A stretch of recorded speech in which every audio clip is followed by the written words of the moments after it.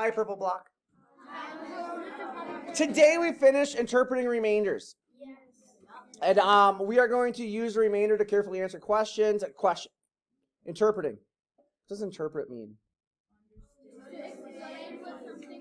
It is to explain what something means. To interpret is to explain what something means, right?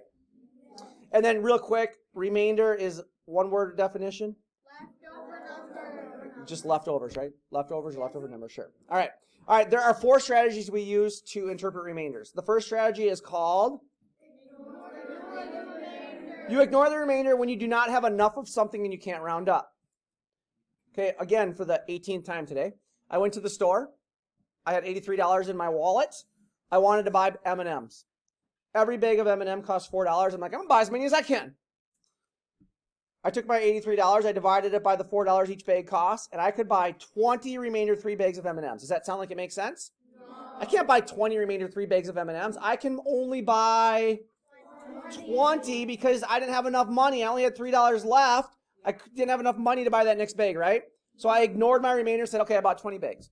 Yes? Second strategy is... All right, so here's the scenario. I go on a field trip with my kids. I have 99 of them. My first year teaching. Call the bus company. The bus company says, our buses only hold 23 kids, Pottinger. I said, great. If I have 99 kids and I divide it by 23, I would be able to order 4 remainder 7 buses. Can you order 4 remainder 7 buses? No. So if I was going to leave 7 kids behind, I could ignore my remainder. But I can't ignore my remainder this time. I need to push it up to 5 buses so all my kids can go, right? Yes. Next situation, you got to form a fraction or a decimal. Say that. Omar sold me some candy bars. As a matter of fact, Omar sold me 15 candy bars. I said, hey, buddies. Hey, my 5 buddies. Let's split those candy bars between the 6 of us. So we took the 15 candy bars that Omar sold us. We split it between the 6 of us, and we got 2 remainder 3. This is the remainder right there.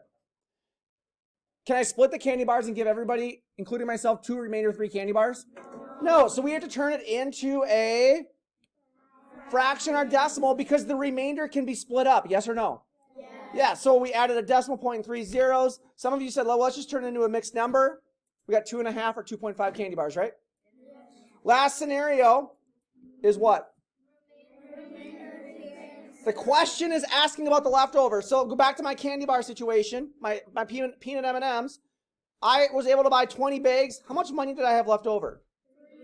So if it says, how much money did Mr. Podger have left after he bought all of his M&Ms? The answer would be he had $3 left, which is literally the remainder, right? You guys feeling good?